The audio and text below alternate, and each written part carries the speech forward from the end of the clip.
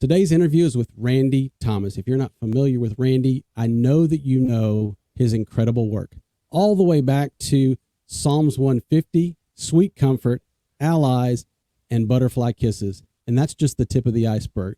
Today is the Randy Thomas interview, and it's getting started right about now.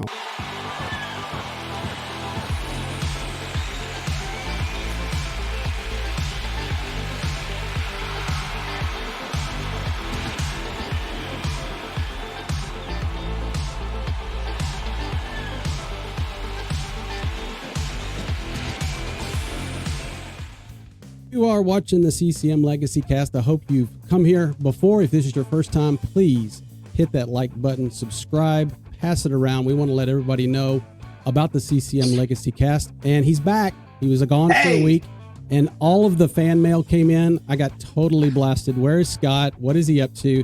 How was Vegas? Does it stay in Vegas? I'm telling you what, Vegas, you can have all the Vegas you want because I'm not taking any of it with me, okay? I had 3 days in Vegas. I wanted to shower and leave the town. That's all I can tell you.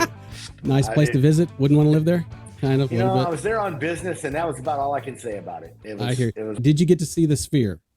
I saw the Sphere. It is really cool. Now, I wasn't willing to pay the price to get in to see the inside of the Sphere, but the outside really is pretty cool.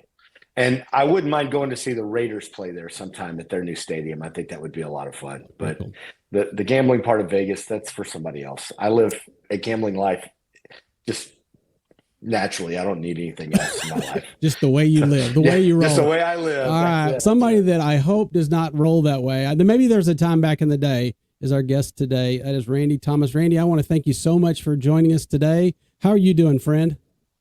I'm doing well. I saw something in your opening there that looked like Leon Patello wearing a sweatband, and yes, reminded me that we all went through some interesting fashions back in that day. I was going to hang on to that for a little while, but since you now brought that it you up, brought it up, now Randy. that you brought it up, I can't. I've got to try. Let me see if I can get this on the screen. Oh, it's me and a mullet, right? Let's talk about the concept videos. If we all went through concept videos, and being the whole military thing with you guys, I guess you remember this, don't you?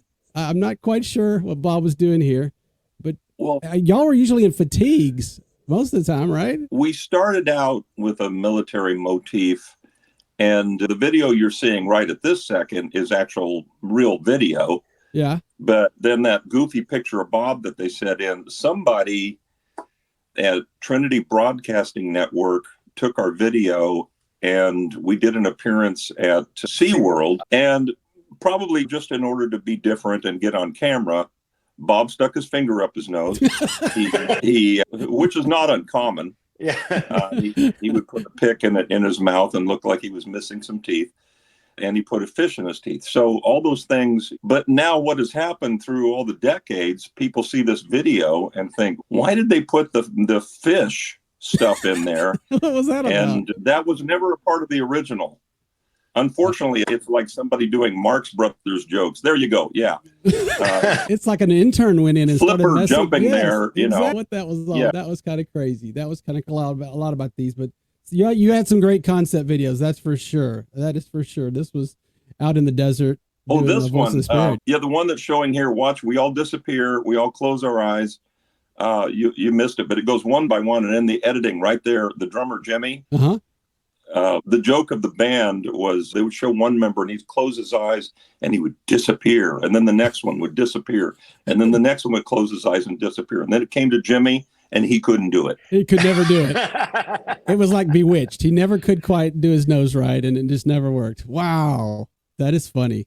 So many funny stories like that. That is great. Listen, we're jumping ahead a little bit. That'll be fun. We'll go through some of that, but with that in mind, it's so glad to have you here. I understand you were born in Denison, Texas, which isn't far from where I grew up. Is that correct? You grew up in Denison? Yeah, so did I. Okay. Where did you grow up? I grew up in Commerce, Texas, if you know where Commerce is. I don't, but I'm surprised you know where Denison is. Oh, yeah. We used to go camping up there around Lake Texoma quite a bit when I was growing up as a kid. So okay, yeah, I remember my dad called it Texoma Land. Yeah. Yes. Yeah. So what was it like growing up? Oh, I just remember railroad tracks nearby and houses that were built in the 40s. I was just a little kid on the porch. My dad was a band director.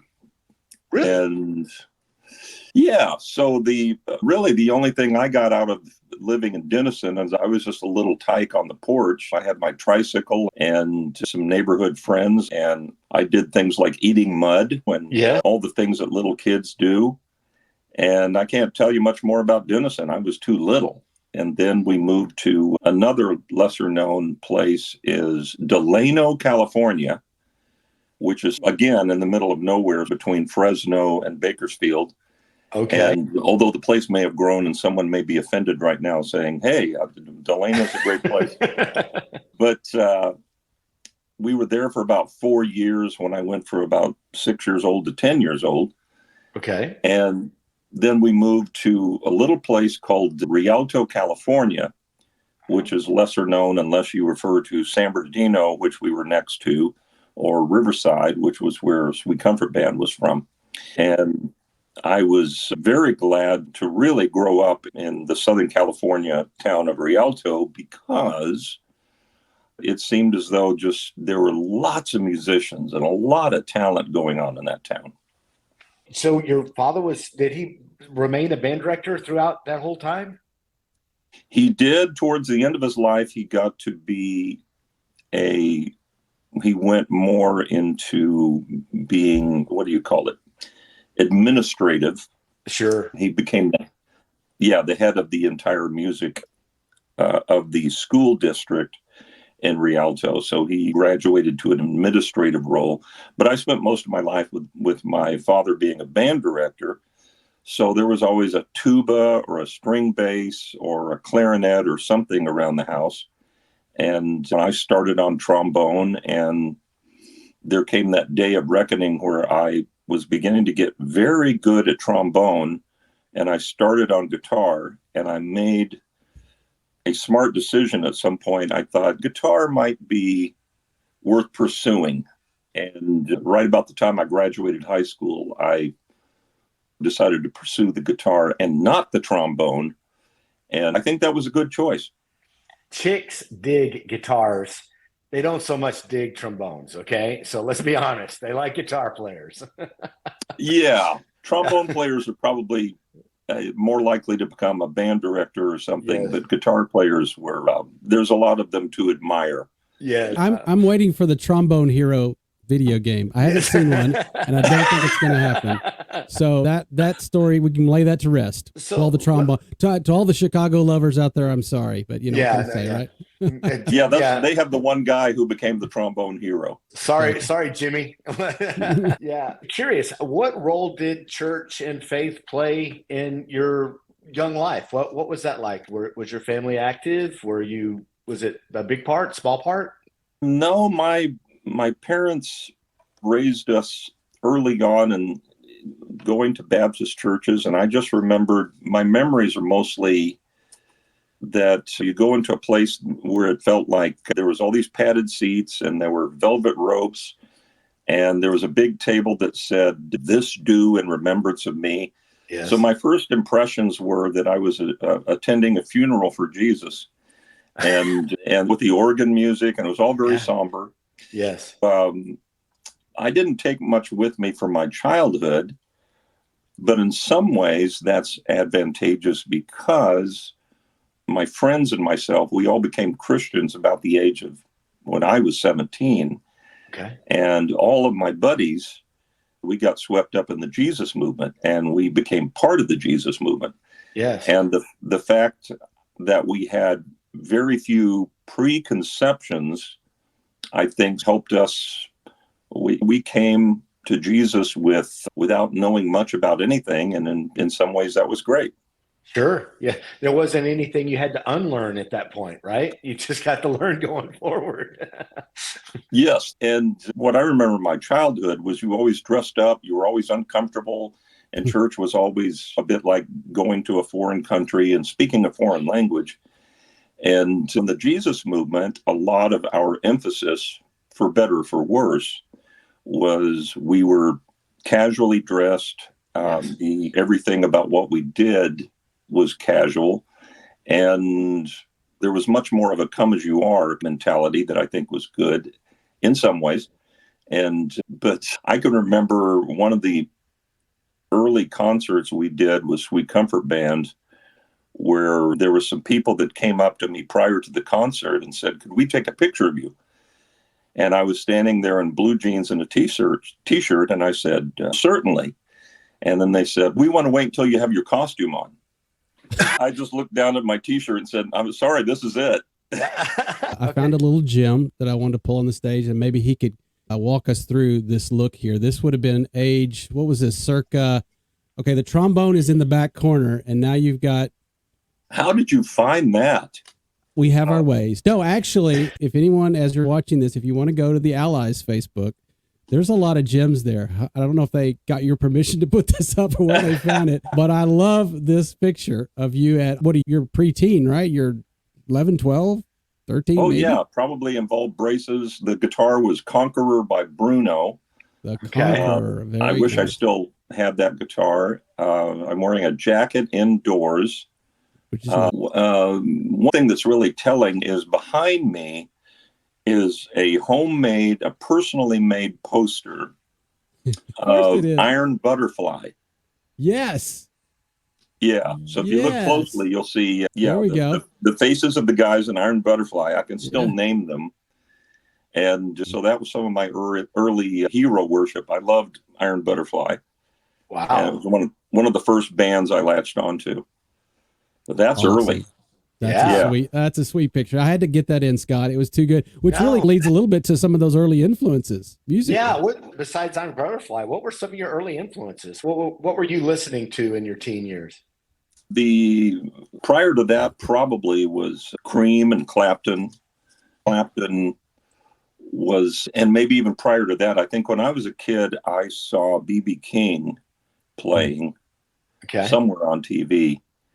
And B.B. King would, how do I get my hand in the screen here? He would hit a note and just shake his hand, and he would get this bee sting of a vibrato, we call it.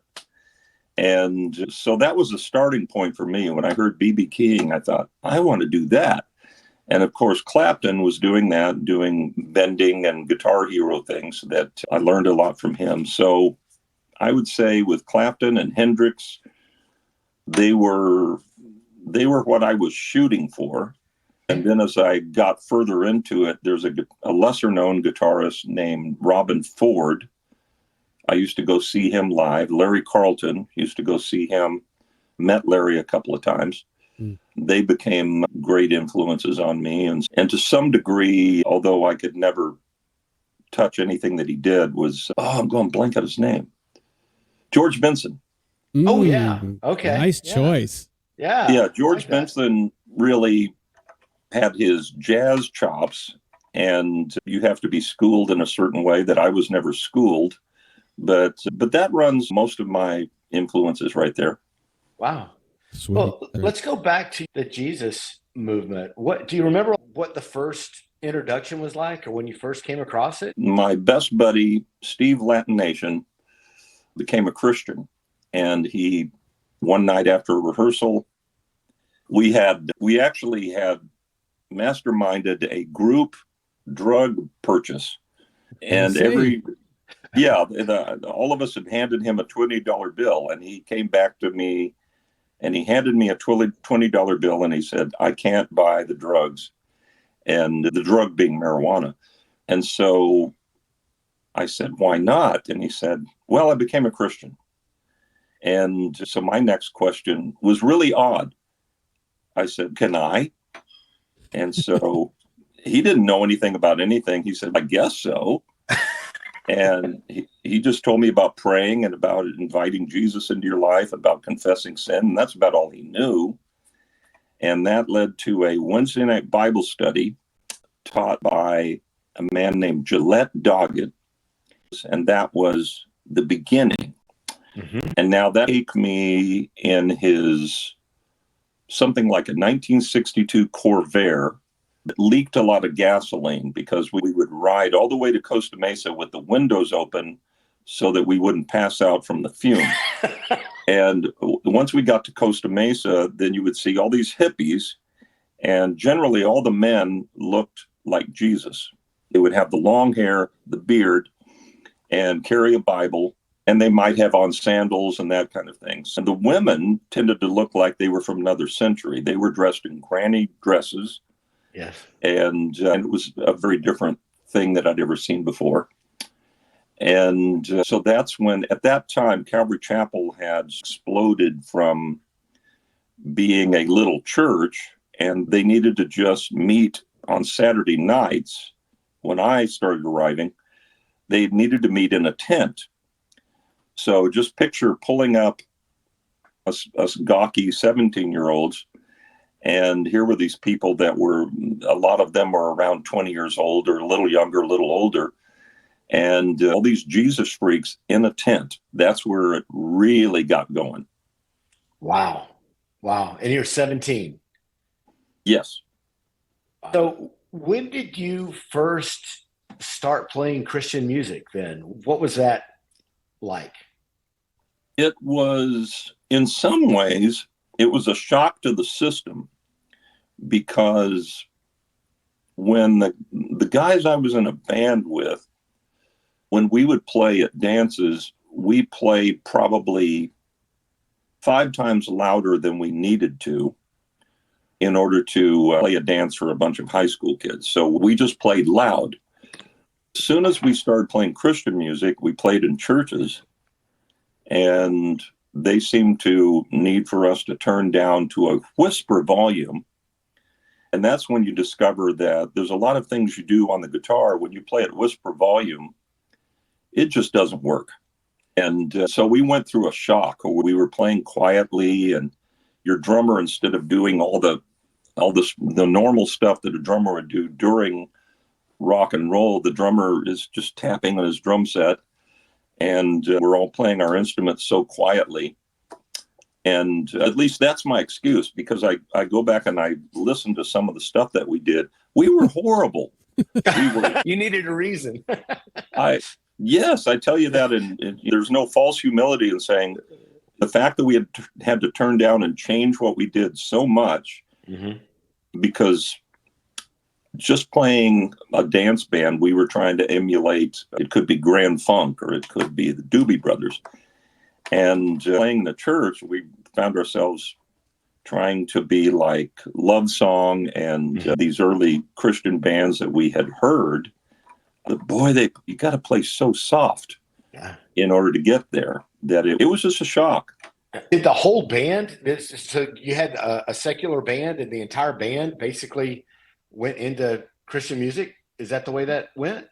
Yes. I mean, it's kind of an interesting story to me that the entire band goes all as a group. How did that happen? Well, I need to do a book plug. I have a book called Song Story. Okay. And you take the 2 words song story, and I combined it into one word, and it's available on Amazon. So if you look up Song Story by Randy Thomas, it tells all of these stories. It goes into great details about the Jesus movement and Butterfly Kisses and everything I was involved in. But what was your question again? Well, how did you go from being a secular band as a band and then going into Christian music as an entire band? And I just think that's fascinating. It's hard to believe that the entire band just makes this move with you. Yes. There was a great sense of all for one and one for all back then. Okay. I think before we became Christians, and as we became Christians, I think there might have been one exception. There was one guy that maybe left the band and didn't want to be in a Christian band, but maybe with one exception, just all of us became Christians, and we completely switched gears. We changed the way that we did everything, and it was, looking back now, it was, in some ways, it's kind of a shame where we toned it down and we had to ruin what we knew how to do in order to do it. But it was just a matter of playing so quietly and playing in churches. So there was a lot of freedom lost, and a lot of the passion got lost, where we were very constrained. But after we got over that and we started to develop, I remember what I wanted to tell you. The name of the band was Sunrise. And so I know this is corny, but at the time we thought it was clever. We just changed the spelling of the name Sunrise to S-O-N. And that became the evolution of this band. We moved into a house because everyone was living communally. So we had to do that, had a house in Rialto. And we called ourselves a ministry, and we just went around and played churches. It was a great time as far as our camaraderie. But we then entered into a phase where we had to get day jobs, and you literally have to pay to play. Right. So we would work our jobs all week in order to play Saturdays and Sundays, and generally lose money. But that was our contribution, and that was our preparation. I think all the guys in the band became either professional songwriters or players or worship leaders or all of the above. One example being the other guitarist, Michael Hodge, is now at Lakewood Church. I talked to him recently because of the shooting out there. Yes. I actually texted him. I said, "Mike, are you okay?" And he texted me back saying, "I'm fine. Why?" And he didn't know there was a shooting going on. So I was telling him, "You might want to duck." Yeah. And still in touch with all my old buddies. But that's an example of how we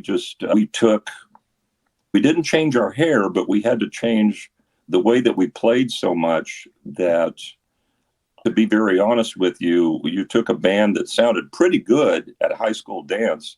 Mm-hmm. And if you heard us in a church, it was pretty bad. Wow. What was your side hustle? What was your way of earning money to support your habit, if you will? Oh, I started with selling circus tickets. Really? There was a room full of guys they were all chain smoking, and you're just going through the phone book, just cold calling people and trying to sell them circus tickets. That was my first job. My gosh. And these are other things that are in the book. And then I worked at a sanitarium, and then I worked my way up to a real job, which was working in a warehouse for Campus Crusade for Christ. And that was a good real job because we often you'd get everybody together and we would pray, and then we'd go out and work in the warehouse. So we would drive up to Arrowhead Springs, where Campus Crusade had this fantastic hotel up in the mountains above San Bernardino. Yeah. And we would go up there. And so that was our little interesting sidebar to what was going on in the Jesus movement out in Costa Mesa and those places. So how did you get involved with Psalm 150? They were our big brother band. Okay. I'm glad that you've heard of them. Psalm 150, somewhere you could find a video of us playing at a Tascadero State Mental Hospital. Is that where you met Brian? Is that no?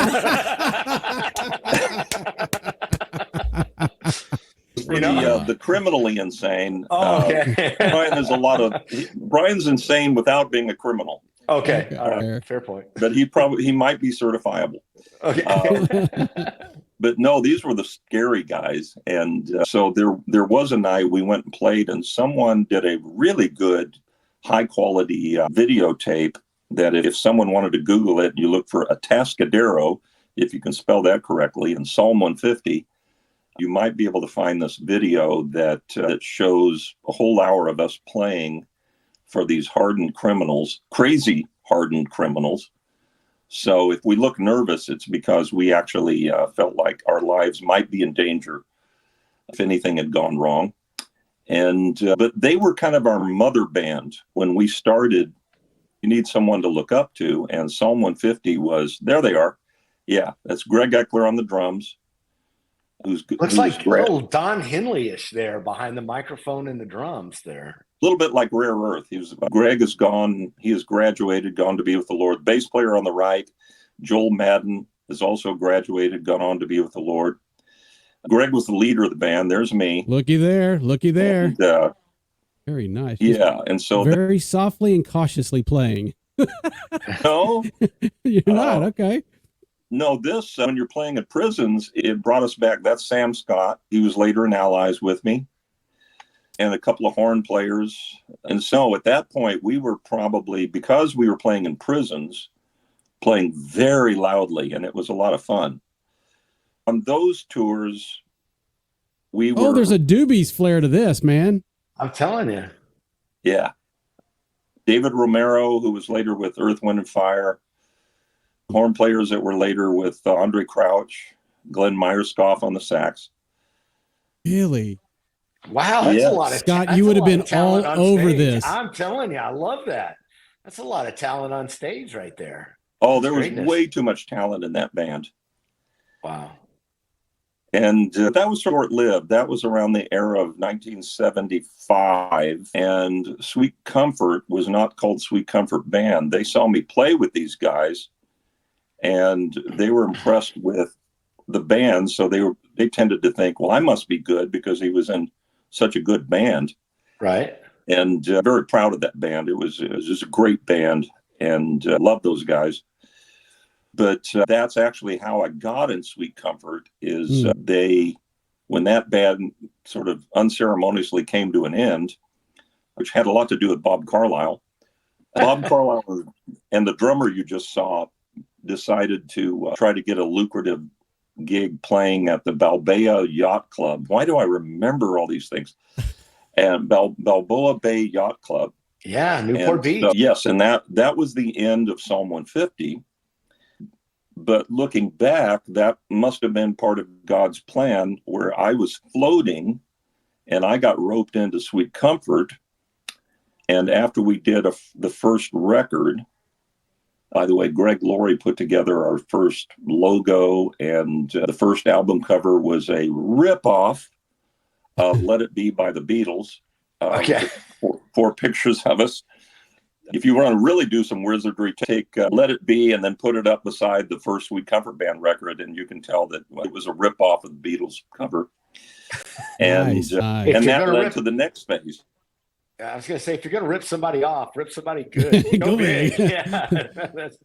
So we only steal from the best. There you go. So wait a minute, you're throwing me for a loop. If Bob Carlisle gets involved at the beginning of Sweet Comfort and he didn't come along again until Allies, help me understand how that worked. Was he on the periphery during the whole Sweet Comfort days, or what was his role in that?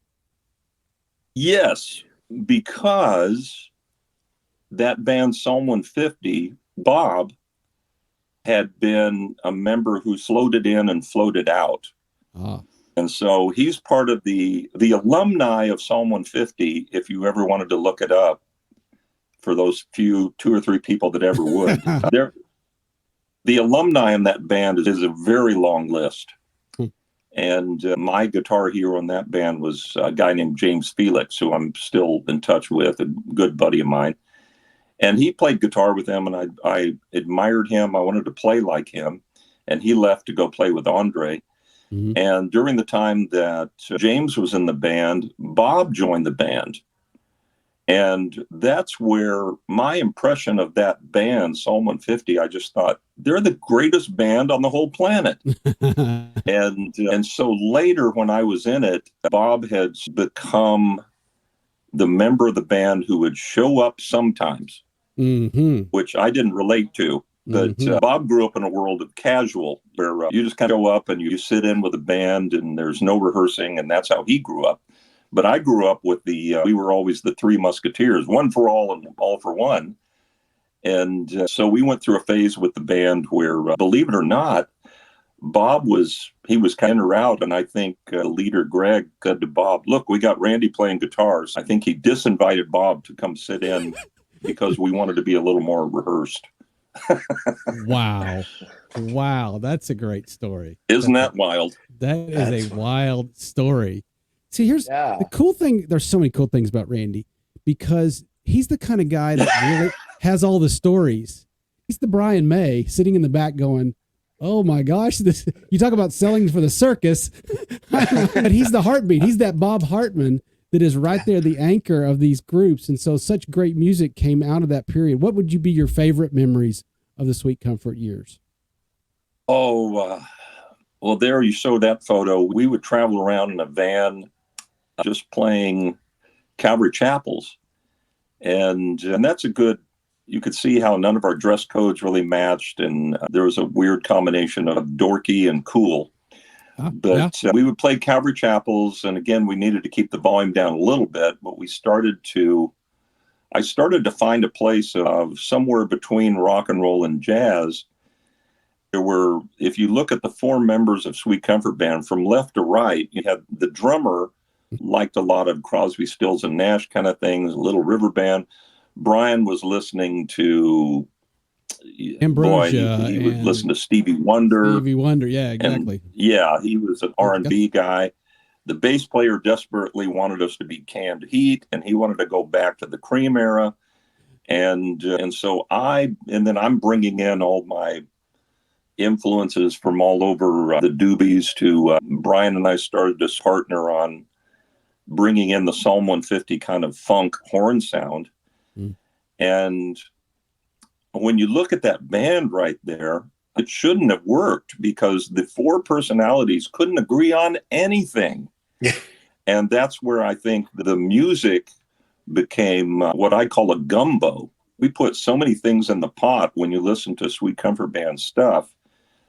Part of what I think is the strength of it is we had so many influences. Yeah, I agree completely. So I like to, sometimes when I'm talking to artists and the evolution of the band, I liken to the movie That Thing You Do, and how the Wonders, they came up and they were the one-hit wonder, and Tom Hanks, finds them, and then they go to the top and all that. But there's those unique personalities, and so you alluded to that fact. And I'm just wondering, were you the type that was really trying to see the big picture and be like, okay, guys, this is how a band works, and you got to be committed, and we got to rehearse, and we got to have a brand and all that stuff. And then you got Brian Locus over here, and then you got one guy. But when you get together and play, the music brings you together. So I was just curious, what role did you feel like you played in that? Much like the movie That Thing You Do. I'm not saying you guys are that, but it's so easy to look at. And I think Tom would say, okay, you're the talent, and you're the goofball, and you're the front person, and all this kind of stuff. Everybody plays a role. And of course, my family tells me, Dad, I just want you to know you're the goofball if you have any questions. But anyways, as it relates to you guys in the band, I'm just curious, because you were coming from Psalm 150 and you had been exposed to some really high quality talent. Did you have kind of a bigger picture in mind? Did you want more for that band, or did you just come along for the ride? I would say, first of all, there was nobody bringing the band saying, here's the plan and I'm putting you together, and there was no master plan. No manager per se, or anybody driving the bigger picture of the band? Okay. No, not in the early days. So as I'm looking at the picture you've got up, Rick on the right he was a song starter, and that worked well for me, where he would have a snippet of a song and then he wouldn't know what to do, and so I would finish it. And then on your left, you have Brian. Well, Brian has never met a song he couldn't write lyrics to. So we discovered if we could put any kind of music, of course, Brian could write perfectly well on his own. But I learned I could throw a piece of music at Brian and he would come up with lyrics without fail. And so I suppose I was the chameleon of the band, where everybody said Kevin was the organizer, he was a business backbone. And I certainly didn't bring that. But I feel like when we rehearsed, I have a lot of memories of as I got deeper into it, Brian would sing something and I would make up my own harmony. We'll turn to Rick and I would say, well, you sing this. And so it was interesting where I was not the musical director, but I think they were a band that they were headed off in three different directions. And I think I was the one I would listen to the three things that were going on and come up with that common denominator to say, here's what we need to do to make this song work. And so I felt like the first moment I played with the band, because Psalm 150 was such a great band before I was in it, they had such a great reputation, that caused them to listen to me thinking, well, this guy must know what he's talking about. Sure. And of course, half the time I didn't. But that enabled me to kind of stretch my wings, where Brian came up with a song. I might write a bridge, or we might make suggestions to the other guys. It was just an interesting dynamic where I think when business decisions were made, and this is what I think broke the band up, is Kevin and Rick Thompson were brothers, and they ran the business. Brian and I supplied much more of the songwriting talent and that artsy creative force. And we had very little say in what happened in the business and, leaving on tour and what we're going to do and where we're going and going to Canada in the winter and all these things that were crazy at the time. And so those things that first time you go on a tour, it's exciting. But after you do it for 5 or 6 or 7 years, you start going, there must be a smarter way to do this. Right. And we start getting record companies and managers, and we did get into all that stuff. And that's where I think people ask, why did the band break up? And I would say, for the very reason it works so well, is Brian and I arrived at a place where we just needed some kind of sanity and control in our lives.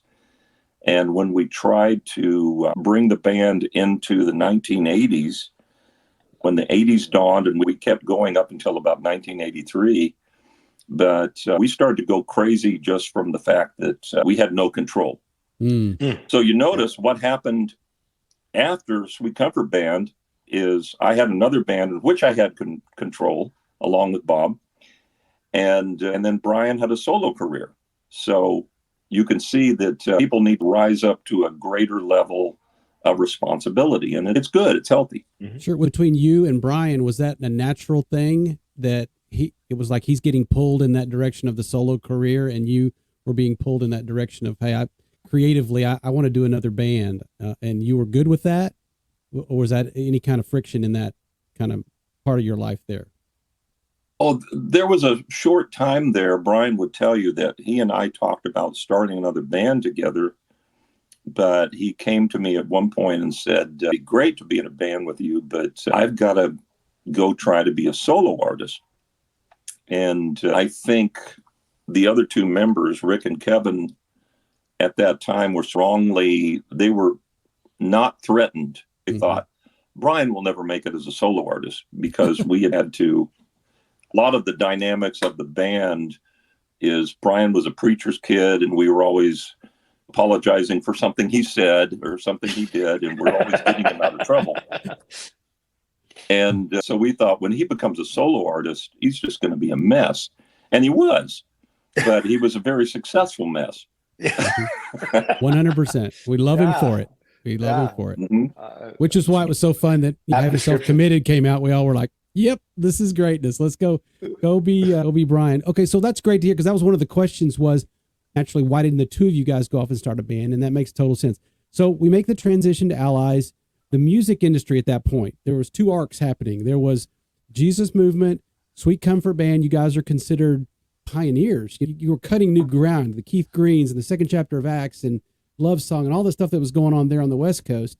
And then you've got everybody else coming into the fold. Talk to the guys that were having down south, Dave and the Giants and those guys. And of course, you got the Amy Grants, the Michael W. Smiths that are coming down the pipe. It's a very interesting time as we go from 78, 79 to 80. Christian radio starts to become a little bit of a thing.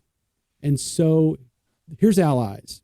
So is it you and Bob at this point in a coffee shop saying, okay, now's our chance to do our band? How did Allies come about? And tell me a little bit about that story. I went through a phase when we were coming to the end of Sweet Comfort Band. We had a farewell tour, and we said goodbye to the fans. And our last concert was in Riverside, California. Steve Camp opened for us and had thousands of people saying goodbye to the band. And so then after that, you know how there's a lot of examples in scripture of how, if you look at the story of Jacob's a good example of where God was going to do some things, and Jacob thought, well, I'll just help God out. And in Jacob-like fashion, I went and I tried to find some band members to start this band called Allies. And there was a couple of failures where some of the guys later started a band called Idle Cure. A couple of those guys, we talked about starting a band together. But that wasn't working. And so of all people, it was Sam Scott from Psalm 150. Sam had lived in Barneveld, Holland. And he moved back to Southern California. He showed up on my doorstep and he said, I heard you're going to start a band. And I said, yeah. And he said, well, let's get Bob Carlyle. And if you had heard Bob Carlyle sing back in those days, my first reaction was, you don't think we could get Bob, do you? He was just too good. Bob was so talented and so scattered. I thought, well, he only stays in a band for a week. Remember, he wasn't staying in Psalm 150. He was always in, out, in, out. And so we went to go hear Bob play at a place called Rosie's. It might have been something like Rosie's Bar and Grill. It was definitely called Rosie's. And it was in Rosemead, California. And we went to go hear Bob play, and he was just playing in a dance band. And we approached him on a break and said, talking about starting a Christian band. And he told us the story of he was out, he went out into an alley during a break with the band, and he just told everybody he was at the end of his rope and he needed to get out of, there he is, he needed to get out of playing what he called bar world. He couldn't stand playing in bars anymore. He desperately needed a change in his life. And when we said, do you want to start a Christian band? He said, I'm in. And I couldn't believe we could get Bob to be our singer. Wow. And so it started with Sam and Bob and myself, the Trinity. We wrote the other two guys that were, one was Jimmy, was a former member of Psalm 150. Mm-hmm. Matthew was a member of Sunrise. So you see Psalm 150 and Sunrise all coming together, and we called it Allies. And it all made sense then because we were, there's us with way too much makeup on. The very first band photo, you don't have any money, and we couldn't pay anybody to take a photo, and we couldn't pay a makeup artist, so someone did it for free. You get what you pay for. Yeah. You make fun of it a little bit now, and it is funny looking back, but let me tell you, to a young male teenager in that sweet spot, this was gold, because we were Christians and we were wanting to fight the good fight, literally, and these guys came in with fatigues on, and Bob Carlyle's amazing lyrics just screaming the paint off the walls. All of a sudden I said, when did Sammy Hagar get saved? I am so in on this. And you guys were phenomenal. You really were. I say this a lot of times, but I just feel like you guys came along, quite frankly, and did not get the due I think you guys deserve. Later on, when it was Shoulder to Shoulder and some of the pop songs that made it on Christian radio, I think got you guys exposed to some people. But those early couple of albums, I don't know how much you're involved in the songwriting and whatnot, but are fantastic. And to a certain extent, the whole military shtick might have taken away a little bit from how amazing the lyrics were and how great the songs were. And honestly, y'all did some fantastic stuff. And forever I wanted to see you live. My guess was you were over in the West Coast. And I was like, I can't get over there I can't get them over here. We can't afford to get them this way. But I imagine you guys put some amazing shows on. I don't think I've ever played with the band Allies where I was not impressed. And I have great memories I remember we once did a European tour and we were misbilled. We were with Stryper and White Cross. So we felt like we were on a heavy metal tour, but we weren't heavy metal. No. But I would be interested to talk to those guys because great as Stryper was doing at that time, and they were selling a whole lot more records than we were. And White Cross was a great guitar player, great singer, sweetheart of a guy. But I could tell by the looks on their face when we took the stage, you could just see the guys in these other bands, just especially with our drummer, you would watch the other drummers just doing this. I would not want to follow you. I totally get it. I would not want to follow you guys. Absolutely. That band was so strong. Yeah, I just have great memories of knowing that when this band played, it was just, there's something about heavy metal that bothers me when you're always playing through Marshall stacks and everything is always on 11. Right. I much prefer like a Led Zeppelin. They would play soft and loud and soft and loud. There was dynamics and there was a lot of changes to it. There's some hairy armpits. There's some, yeah, really. Oh, I didn't even notice you think had the netting and everything. Wow, that's wild. So was there pressure at all? You mentioned Striper. Was there pressure to do MTV and do the whole themed thing? What was that? No, Light Records? I can't remember. Y'all with Light Records back then? I don't remember what you guys were we started doing. with Light Records, and then we moved to Word. Oh, wow. But the band was so strong on stage and strong in the studio that I just probably fans don't enjoy me saying this, but in Sweet Comfort Band, I often would watch the reaction of an audience. And sometimes, because it was the early days of Christian music, I felt as though you would get this reaction like we were incredible. And I thought to myself, we're not that good. And it almost swung to the other extreme where sometimes with Allies, we might play at some festival and not everybody would be screaming because we weren't selling as much as Striper and we weren't selling as much as Amy Grant. We were never the biggest selling thing in Christian music. But I hope it doesn't sound too egotistical. But at the time, just being in the band, I knew that what we were doing was strong. No, it was refreshing. It was powerful. And it was in a genre that we did not have anything like. I mean, yes, we had Petra, but it wasn't like Petra. It was Bon Jovi. It was a little bit of glam rock. It was hair rock that we didn't have. We had no other way.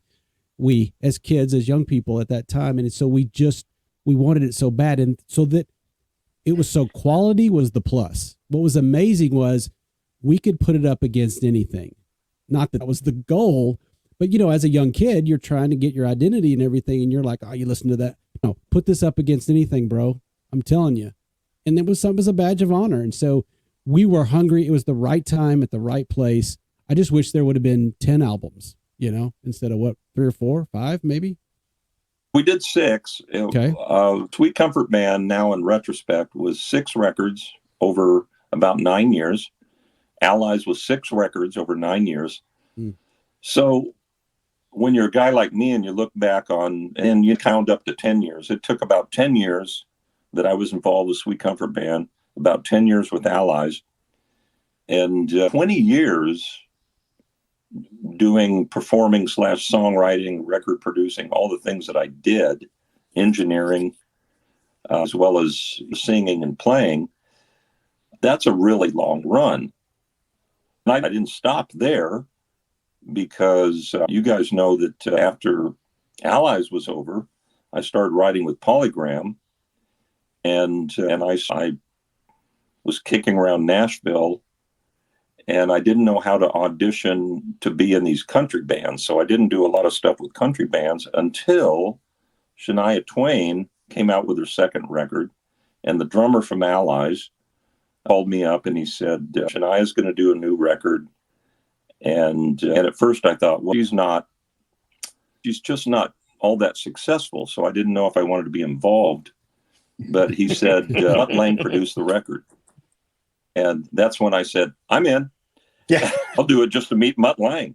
Yeah. And so I met Mutt and Shania and auditioned for that. And that led to a couple of years of, again, just going, well, now, see, that put me in a whole different compartment. I'm nothing but a guitar player. Right. I had nothing to do with writing the songs. I had nothing to do with singing them. I was just purely a performing guitar player. And but I was so pleased to be a part of something as big as The Woman and Me, which I think sold something like 35 million records. I didn't really know how much my hair was turning gray because I thought, well, I'm just going to start to dye my hair. But I began to remember when I was fortunate enough to be backstage at the Grand Ole Opry.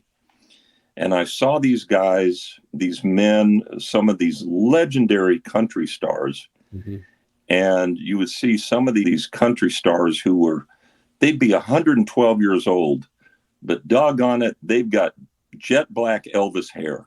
And I think I had just a little personal thing. I thought, dyeing the hair, I don't know how gray I've gotten to be. And I went to a hairdresser named Zombie. Oh. And I just said, cut it off and give me some kind of a look here. And he pretty much shaved the sides of my head and then grew the beard out. I'm trying to get that biblical beard look. Okay. And so now, yeah, I'm more comfortable with, even though I'm an old guy and I look in the mirror and I look my age, I now enjoy looking appropriately my age because I have a grandson named Isaiah, and he likes to get a hold of my beard and grab clumps and try to rip it out. And so I love being a grandpa. I think that's awesome. Great. I don't think we can finish this without at least talking about the most emotional song that I've ever been introduced to in my life. I almost got past that. Just kind of right over that, didn't I? There's certain things in your life. There's Brian's song. If you remember Brian's song. You mean Just Like Me? Up. And there's Old Yeller. And there's these things in your lives where you just can't watch it without crying. I can't listen to Butterfly Kisses without just busting up. And my kids used to make fun of me when it would come on the radio. They'd be like, Dad crying again? There he goes. Okay. So could you tell us a little bit about how you came to write the song or co-write the song Butterfly Kisses? Now, this is where I have to refer back to my book because I waited up until now in recent years before telling my side of the story. Okay. When the song came out, there was from my point of view, there was a little bit of a Cinderella story that Bob wrote it one night. It was for his daughter, and everybody cried, and it was touching, and it was wonderful. But that's something the media ran with. And so in my book, I thought even though I'm now at the point where I didn't think it would upset Bob, and he's read it, and I thought it was time to tell this story now that it won't really bother anybody, and a lot of time has passed. But the reality was, Bob, as was always the case, he had the beginnings of the song. And it was just like when we wrote, Why'd You Come In Here Looking Like That? He had sort of this explosive beginning to a song, had a great title, and then went, nah, and I've told you part of what I think my gifting is to be the chameleon. If someone says, you need to write the music, I write the music. You need to write the lyrics, you need to co-write, whatever it is. I've written songs from every possible angle. Bob had a pretty well-formed idea. He had a verse that said, she's daddy's little girl. And then he had a chorus. And then where do you go from there? So in our first writing session, and we had a few writing sessions, we would meet at my recording studio, Radio Ranch in Franklin, Tennessee.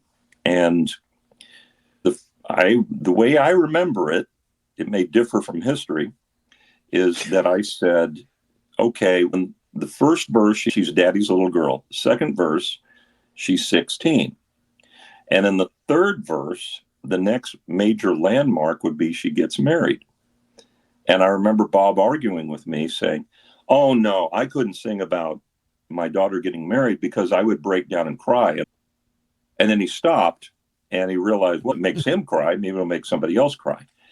And one of Bob's great priorities, the reason he and I had a great partnership as songwriters, is I'm a little too analytical and mathematical. I'll make sure that things rhyme and we get all the verses right. And I'll be a little too organized. And Bob's a little bit the other side of the spectrum. He's the flash of brilliance without the organization. But when I brought that outline of saying the second verse will be Sweet 16, the third verse will be her marriage ceremony, then the song started to take shape. And I noticed that Bob treated the song differently. He treated it like his baby. Mm-hmm. So a lot of times we would sit down and we would write a song within an hour or two, and we'd say, okay, it's finished. And there were a lot of suggestions that I made where I said, what about this lyric? And he goes, no, it's just got to be just right. And what I appreciate about Bob is he didn't want everything to necessarily rhyme perfectly. You'll notice the song has a lot of soft rhymes. It's not perfect. But what is possibly somewhat perfect about the song is the emotional impact. And that's because Bob was always saying, no, we got to go for that thing that just hits you in the gut. It's got to be the emotional content. And so that's what we shot for. And we had to write on it. We had to work on it. We had to chisel on it for 3 or 4 sessions. And that's the story. But it never got pressed because working on something and chiseling on something doesn't sound as good as I wrote it one night and I cried and I played it for my daughter and she cried and we all cried and everybody cried.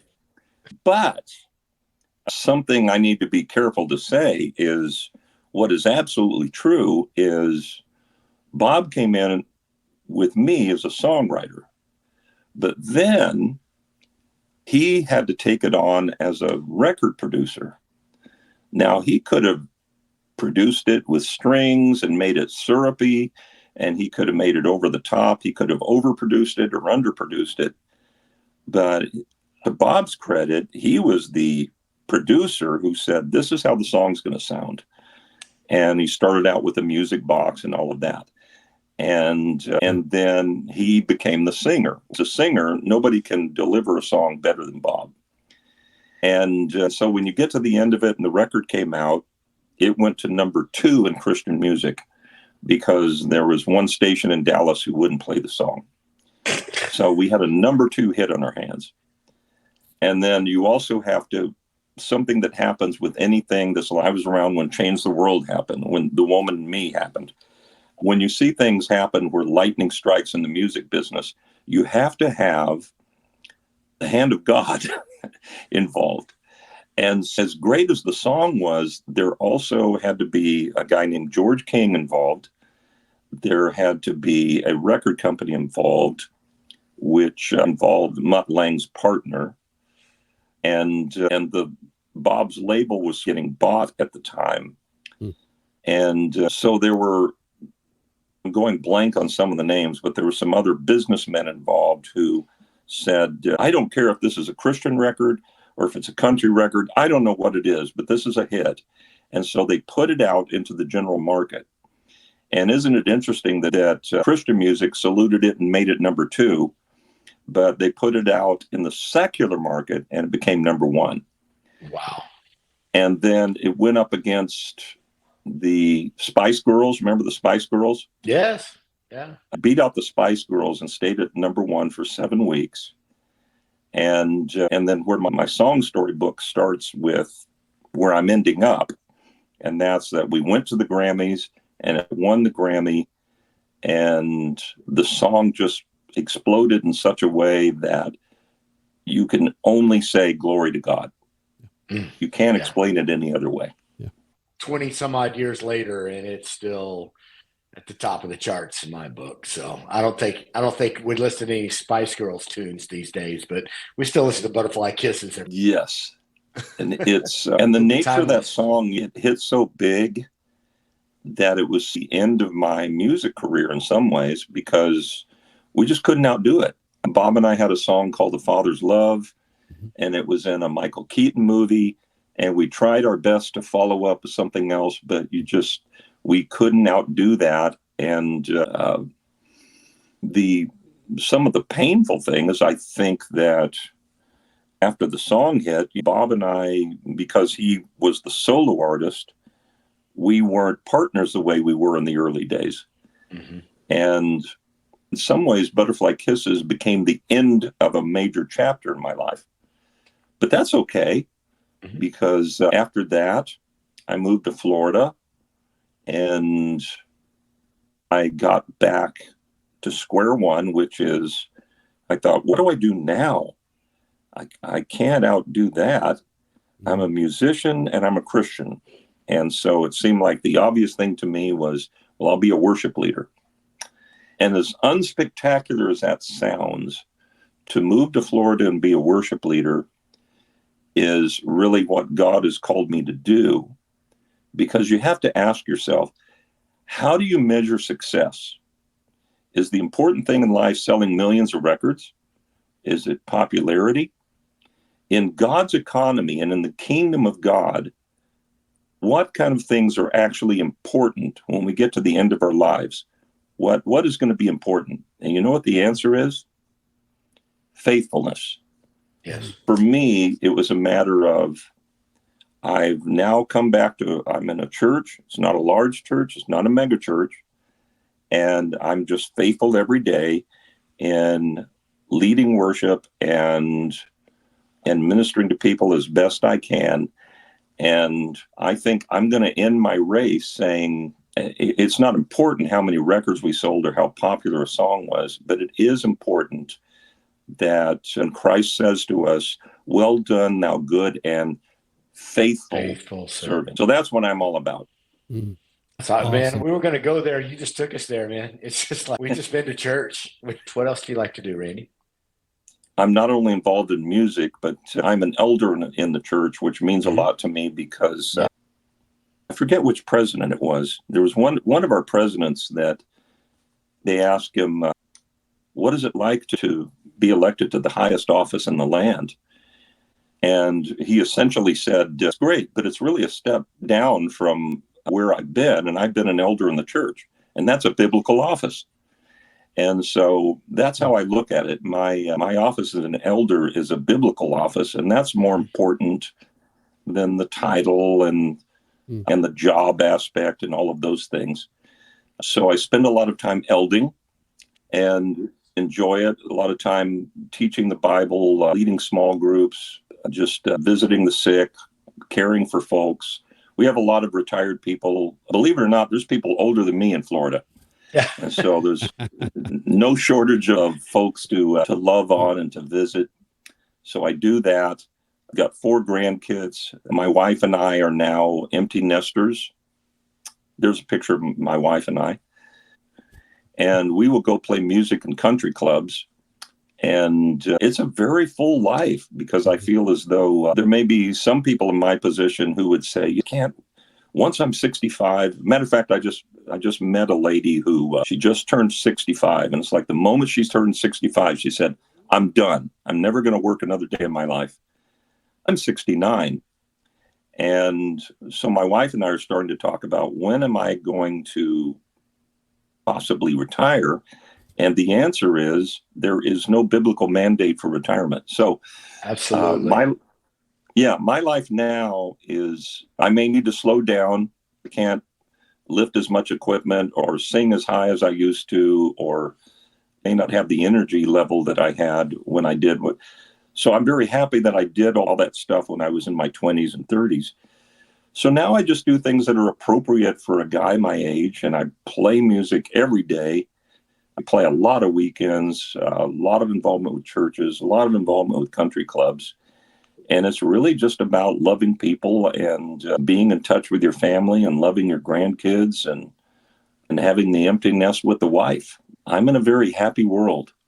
Randy, just listening to you, it's very inspirational. And I think we're called upon to grow the kingdom of God till we can kick no more. If we're not called to retire, we're called to grow the kingdom right up to the very end. So I pray you finish strong, my brother.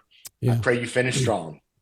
Scott, I would add to that, just on the heels last week of interviewing my friend Jeff Moore, who is in some similar situations, and what he's doing right now, he feels very blessed. He feels very purposeful, and he is being very faithful, as Randy's saying. And so I just think, and I told this to him, and I don't know your situation, Randy, but I know enough about Christian music, and you didn't make so much money that you could never work the rest of your life. But I'm telling you, just hearing your story, that you are wealthy beyond measure, my friend. I can tell that for sure. And something for all of us to emulate. The old cliche is you do what you love, you never work a day in your life. And there are times where I need to do administrative things and do things that have to be done, and it feels like work. But I love the overarching sense that I get to do music, which is what I'm built to do. Mm-hmm. And as a Christian, as we discussed, since I was 17. So I am going about the business of being in Christ and encouraging others in Christ. And you step back from that and say, well, that's the closest you can get to not really working, is just being and doing what you're called to do and be. That's great. Scott, and I want to thank you for being with us. I want to make sure that people go check out that book. They can go to Amazon. The title again is Song Story. People can go order that. And I'm sure it's much more than your life. It's your journey. It's the people you've met. It's how God's work through you and the things you've seen happen. So many more things that we couldn't cover even in this time period. So I highly recommend that you go do that. I also want to ask you guys, if you'll take a minute, we don't know when you're going to be viewing these videos, Facebook, YouTube, whatever, but use the comment section and ask Randy a question. We'll make sure he gets it. You know, if you've got a great Sweet Comfort or Ally story to tell, I'm sure there's a bunch of people that have some Butterfly Kisses story, and I would love to bless Randy and Bob for that matter. What kind of impact did that song and did his music have on you? I'd love to just pour that on these guys. They've earned it. Randy, you're amazing. I appreciate your time, and I hope we get to do this again sometime soon. Love it. Oh, there's two things I forgot. Oh, please. Sweet Comfort Band did a record called The Waiting Is Over. Did you know that? I'm not aware of that one. I thought I had them all pegged. You were in for a treat. Okay. Is this a remix? What is this? It's a record we made in the year 2012. Really? Yes. So if anyone hasn't heard that, look up Sweet Comfort Band, the official website. I think it's called the official Sweet Comfort Band website. And you could get The Waiting Is Over. I'm not sure where all they have it. And so that we did in 2012. Now, the next thing I'm going to do, it's difficult to explain, but for about 12 years, I've been writing a fictional book that's not necessarily a Christian book, but a fictional book called The Rain Travelers. So the next thing you're going to hear out of me is a fictional book, and it's almost like science fiction, called The Rain Travelers. So be watching for that. It's not out yet because I'm just now finishing up the last few edits on it. That sounds awesome. In my wheelhouse. You are a Renaissance man. Yeah. Do you cook and paint? And is there anything else we don't know about? No. Is there stock I can buy in randythomas.com or something? You're like, I appreciate you saying that, but there's sort of the latent songwriting muscles. Yes. And in recent years with the song story book and the one that I started this prior and I'm going to finish it later, but you take those same muscles where the effort I put into songwriting, I'm now putting that into this creative writing that's a good old-fashioned book. Just writing without the music is a whole new challenge. I love it. Awesome. And that's something else you can put in the comments. I want to know more about this book. So leave your information and we'll get that to Randy. Anything else we need to go over, guys? Scott, you good to go? No, I'm great. Randy, it's just been a great pleasure. Thank you so much for sharing with us. And through the years, your music has touched many. Bless you guys and what you're doing. There are many of us who were involved in Christian music going back into the 70s and 80s, and we're still alive. Mm-hmm. And we love to talk about it. So I've greatly enjoyed this because there's a time when you're young and you're always doing interviews and you take it for granted. And you get older, you don't take it for granted anymore. Now you have something to say. Yeah, and in some ways, all the interviews I did when I was young, I didn't know what I was talking about. And now I've learned a couple of things. Thank you, guys. And God bless you and your listeners.